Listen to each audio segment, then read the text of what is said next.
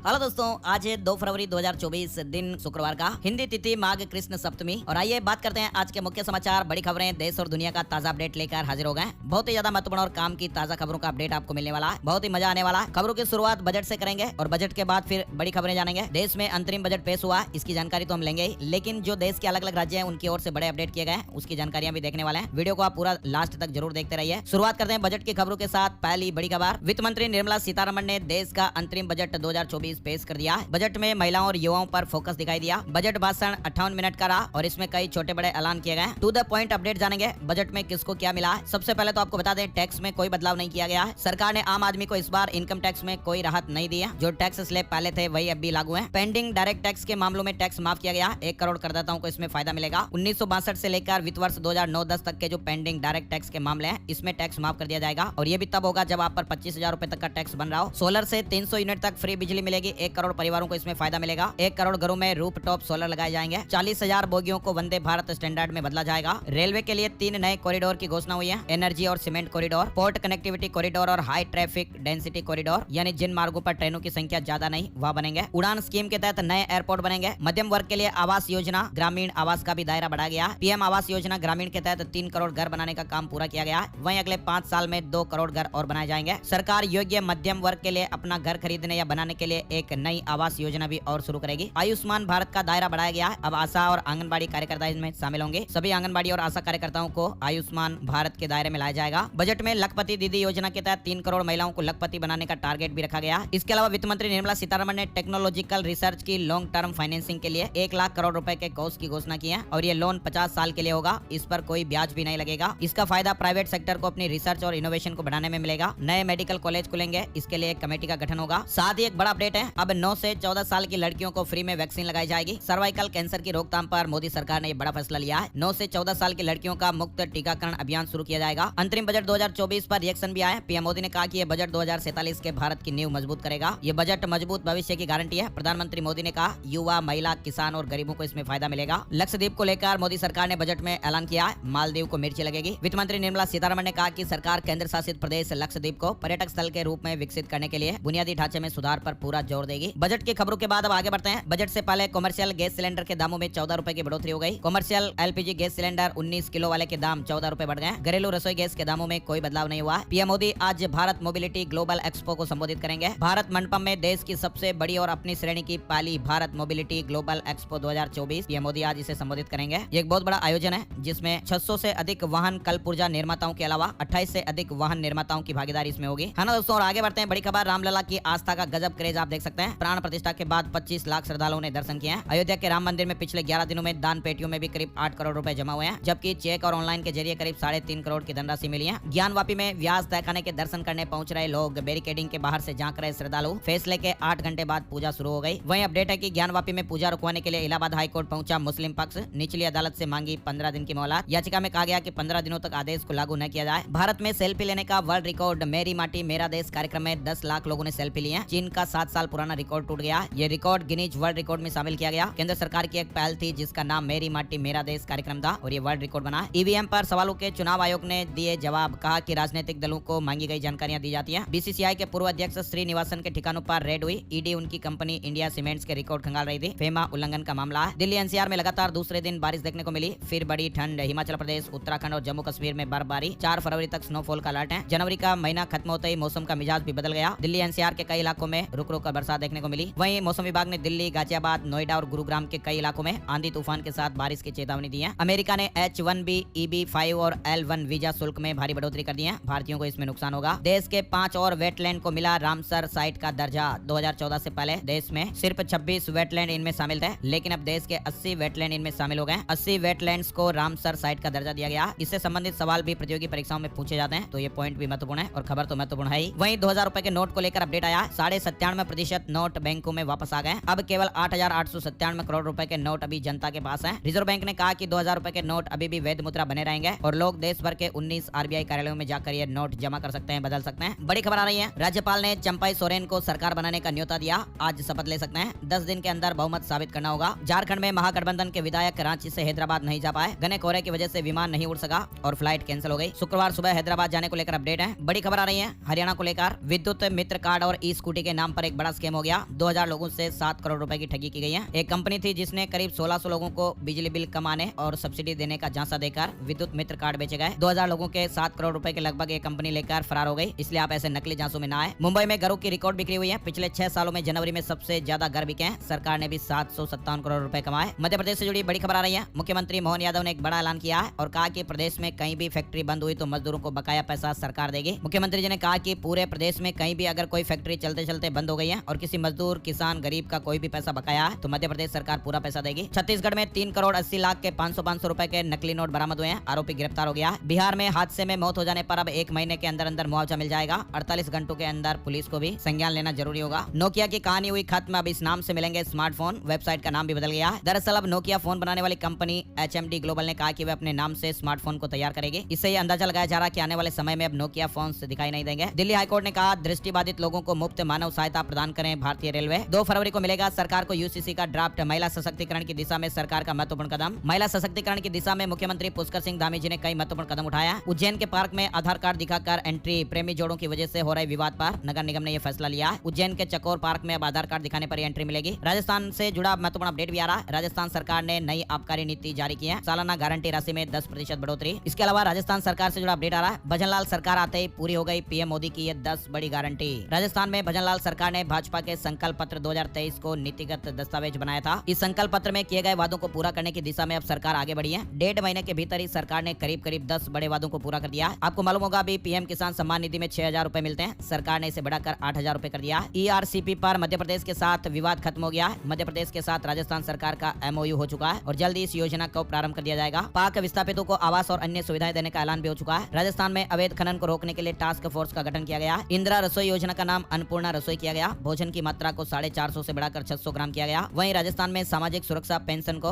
1000 के बजाय 1250 रुपए कर दिया गया। पेपर लीक के मामलों की जांच के लिए SIT का गठन हो चुका है। 450 रुपए में गैस सिलेंडर मिलने की शुरुआत भी हो गई है। साथ ही राजस्थान में एंटी गैंगस्टर टास्क फोर्स का गठन हुआ। इसके अलावा किसान भाइयों को गेहूं पर 125 रुपए प्रति क्विंटल बोनस की घोषणा भी हो गई है। तो राजस्थान में बीजेपी की सरकार आने के बाद से यह बड़े अपडेट देखने को मिले हैं। है ना दोस्तों, और आगे बढ़ते हैं अपडेट खबर राजस्थान को लेकर। अदालत में दायर याचिकाओं में नहीं होगा जाति और धर्म का उल्लेख। सुप्रीम कोर्ट के आदेश के बाद प्रदेश में भी इस तरह का स्टैंडिंग ऑर्डर जारी हो गया है। छत्तीसगढ़ से जुड़ी ये बड़ी खबर हमने आपको कल भी बताई थी। महतारी वंदन योजना सहाय कैबिनेट की मंजूरी मिल गई है और इस योजना में महिलाओं को 12-12 हजार रुपए सालाना मिलेंगे। विधवा तलाकशुदा भी पात्र होंगी। इसके अलावा तेंदुपत्ता खरीदी पर 5500 रुपए बोनस भी मिलेगा। महतारी वंदन योजना को छत्तीसगढ़ में सहाय कैबिनेट ने मंजूरी दे दी है। महतारी वंदन योजना का लाभ 21 साल से अधिक उम्र की विवाहित महिलाओं के साथ साथ विधवा तलाकशुदा महिलाओं को भी मिलेगा। हरियाणा में बारिश के साथ ओले गिरे। 8 जिलों में ऑरेंज अलर्ट है। गरज चमक के साथ 40 किलोमीटर घंटा की स्पीड से हवाएं भी चल सकती हैं। हरियाणा में 2 ADGP समेत 15 IPS अफसर बदले। 56 HPS अधिकारी भी ट्रांसफर किए गए और इनमें 42 DSP शामिल। हरियाणा में इजराइल के लिए फिर से भर्ती। 1,37,000 रुपए सैलरी मिलेगी। पहले 1370 में से 530 युवकों का ही सिलेक्शन हुआ। हरियाणा में 264 कॉलोनियां नियमित की गई है। CM ने सस्ते प्लॉट फ्लैट का पोर्टल शुरू कर दिया है। वेबसाइट शुरू कर दिया। 4 जिलों में 1 महीने का बिजली बिल चुनने की छूट। हरियाणा में CM मनोहर लाल खट्टर ने 264 अवैध कॉलोनियों को नियमित करने को मंजूरी दे दी है। CM ने हरियाणा में मुख्यमंत्री शहरी आवास योजना पंजीकरण पोर्टल का भी शुभारंभ कर दिया। इस पोर्टल के जरिए जिनकी 1,80,000 रुपए वार्षिक यानी सालाना से कम आए हैं वे लोग इसमें रजिस्ट्रेशन करवा सकेंगे। 4 जिलों में बिजली बिल 1 महीने में देने के ऑप्शन की भी शुरुआत कर दी गई है और इसके लिए मोबाइल ऐप भी शुरू किया गया। हरियाणा में पंचायतों पर एक्शन की तैयारी। टेंडरिंग राइट टू रिकॉल के बहाने रोका विकास। 75% फंड खर्च करने वालों को 25% इंसेंटिव भी मिलेगा। ये जो 2 बड़ी खबरें आ रही है वो बेहद ही चौंकाने वाली हैं, दर्दनाक हैं। हार्ट अटैक से जुड़ी हुई है। नुह में पुलिस इंस्पेक्टर की हार्ट अटैक से जान चली गई। सोनीपत के रहने वाले थे। इसके अलावा उत्तर प्रदेश में रोडवेज की चलती हुई बस में हार्ट अटैक आने से ड्राइवर की जान चली गई। इस बस में 40 यात्री सवार थे। गाड़ी लड़खड़ाई, चालक ने ब्रेक लगा दिया और इसके बाद फिर वो बेहोश हो गया। चलती बस में ड्राइवर को हार्ट अटैक के मामले भी अब लगातार सामने आ रहे हैं। हरियाणा के बाद अब उत्तर प्रदेश में भी यूपी रोडवेज की चलती हुई बस में ड्राइवर को हार्ट अटैक आने का यह मामला सामने आया। पंजाब में तीर्थ यात्रा योजना शुरू हो गई है। अमृतसर से नांदेड़ के लिए श्रद्धालु रवाना हुए। अब पंजाब बीजेपी कराएगी अयोध्या की यात्रा। पठानकोट से 9 तारीख को रवाना होगी पहली ट्रेन। 3 लाख लोगों को दर्शन कराने का टारगेट है। ग्वालियर अहमदाबाद का सफर अब 1.5 घंटे में। प्राइवेट एयरलाइंस की विमान सेवा शुरू हो गई है। मध्य प्रदेश में बनेगा खनिज सीमेंट कॉरिडोर। केंद्रीय करों से 6,500 करोड़ रुपए एक्स्ट्रा मिलेंगे। हिमाचल प्रदेश में भी बर्फ की सफेद चादर बिछ गई है। पर्यटकों ने मौज मस्ती की। अब कपड़ा फैक्ट्री भी चलाएगी नेपाल आर्मी। पेट्रोलियम, कंस्ट्रक्शन और एजुकेशन सेक्टर में पहले से ही एक्टिव है। अंतरिम बजट का शेयर बाजार पर भी असर देखने को मिला। सेंसेक्स 106 अंक गिरकर 71,645 पर बंद हुआ। पेटीएम का शेयर करीब 20% टूट गया। निफ्टी में 28 अंक की गिरावट रही और ये 21,697.45 के स्तर पर बंद हुआ। SSC ने 5,639 पदों पर भर्ती निकाली है। 10वीं से लेकर ग्रेजुएट तक को मौका मिलेगा महिलाओं के लिए निःशुल्क। बिहार से जुड़ी खबर आ रही है। बिहार में अब तक 2 चरणों में निकाली गई शिक्षक भर्ती की प्रक्रिया पूरी हो चुकी है। अब बिहार लोक सेवा आयोग तीसरे चरण की तैयारियों में जुट गया और ऐसी संभावना है कि जल्द ही 70,000 पदों पर भर्ती के लिए इसी महीने नोटिफिकेशन आ सकता है। महिंद्रा ने जनवरी 2024 में 73,944 यूनिट बेची है। स्कॉर्पियो एन और एसयूवी 700 जैसी पॉपुलर एसयूवी के दम पर 30% की बढ़ोतरी हुई। हुंडई ने जनवरी 2024 में तोड़े बिक्री के सारे रिकॉर्ड, 57,115 यूनिट पैसेंजर वाहन की बेची है। सीबीएसई में अब 10वीं में होंगे 10 सब्जेक्ट, प्रस्ताव भेजा गया। 12वीं में 6 पेपर पास करने होंगे, पढ़ाई के घंटों के क्रेडिट मिलेंगे। केंद्रीय माध्यमिक शिक्षा बोर्ड ने हाई स्कूल और हायर सेकेंडरी के लिए एजुकेशन स्ट्रक्चर में बदलाव करने का प्रस्ताव दिया। बोर्ड ने यह प्रस्ताव एचआरडी मिनिस्ट्री को भेजा और वहां से स्वीकृति मिलने के बाद इसे लागू किया जा सकेगा। मुफ्त राशन ही नहीं, चीनी का भी सरकार ने कर दिया जुगाड़, बढ़ाई 2 साल के लिए सब्सिडी। चीनी सैनिकों से चरवाहों की नोकझोंक पर भारत चाइना से बातचीत करेगा। सुप्रीम कोर्ट पहुंचा हेमंत सोरेन की गिरफ्तारी का मामला, हाई कोर्ट से वापस ली अपनी याचिका। हेमंत सोरेन की 1 दिन की न्यायिक हिरासत, ईडी ने 10 दिन की हिरासत मांगी थी। उत्तर प्रदेश बोर्ड ने समाधान पोर्टल लॉन्च कर दिया। अब 15 दिन के भीतर निस्तारित होंगी प्रमाण पत्रों की त्रुटियां। यूपी विधानमंडल का बजट सत्र आज, राज्यपाल आनंदीबेन पटेल दोनों सदनों को एक साथ संबोधित करेंगे। राम भक्तों को बड़ा तोहफा, अयोध्या के लिए दरभंगा, अहमदाबाद, चेन्नई समेत 8 शहरों से सीधी उड़ान सेवाएं शुरू हो गई हैं। पंजाब में बारिश से मौसम बदल गया, ओलावृष्टि से ठंड बढ़ गई। कई जिलों में बरसात का ऑरेंज और येलो अलर्ट जारी है। ग्रेटर नोएडा प्राधिकरण ने 44 औद्योगिक भूखंडों की बड़ी योजना लॉन्च की है। 10,000 लोगों को रोजगार मिलेगा। 30 जनवरी को यह योजना लॉन्च कर दी गई। पेटीएम पेमेंट बैंक पर एक्शन के बाद कंफ्यूज हो गए यूजर्स। आपको मालूम ही होगा, कल वाले वीडियो में भी हमने बताया था, आरबीआई की ओर से पेटीएम पेमेंट्स बैंक लिमिटेड पर बड़ी कार्रवाई की गई है और इसीलिए अब करोड़ों पेटीएम यूजर के मन में कई तरह के सवाल चल रहे हैं। वैसे तो आरबीआई का जो फैसला है वो 29 फरवरी के बाद लागू होगा, लेकिन इससे अब करोड़ों पेटीएम यूजर्स के मन में कई तरह के सवाल है। आरबीआई के फैसले के बाद पेटीएम पेमेंट्स बैंक की सर्विस पर रोक लग जाएगी और ये रोक 29 फरवरी के बाद प्रभावी होगी। जम्मू से गुड न्यूज आ रही है, मनरेगा कर्मचारियों का मासिक पारिश्रमिक 50% तक बढ़ गया। और चलते चलते बात करते हैं सोने चांदी के भाव। Gold price today, silver price today. सोने के दामों में तेजी देखने को मिली है, चांदी के दामों में गिरावट आई है। 10 ग्राम सोने की कीमत 62,775 रुपए रही, जबकि चांदी का भाव 71,153 रुपए प्रति किलोग्राम पर रहा। आज ज्यादातर खबरें बजट की थी और ये मुख्य समाचार और अपडेट आप लोगों ने देखे और सुने। वीडियो आपको कैसा लगा कमेंट करके जरूर बताइएगा और हमारी तरफ से कुछ कमियां रही हो तो उसे भी आप सुझाव के माध्यम से जरूर बताइएगा। लेकिन आप लोगों से एक प्यार भरा सा निवेदन है और रिक्वेस्ट है, प्लीज आप इस वीडियो को अपने दोस्तों के साथ फेसबुक और व्हाट्सएप पर ज्यादा से ज्यादा शेयर कर दीजिएगा। शेयर करने में आप बहुत ज्यादा कंजूसी करते हैं तो प्लीज ऐसा मत कीजिएगा। वीडियो को आप ज्यादा से ज्यादा भर भर के लाइक कर दीजिए, शेयर कर दीजिए, सब्सक्राइब कर दीजिए, ताकि आप और हम ऐसे जुड़े रहें और हर रोज काम की ताजा खबरों के अपडेट देखते रहें। एक और नई जानकारी और नए टॉपिक में फिर मिलेंगे, तब तक के लिए जय श्री राम।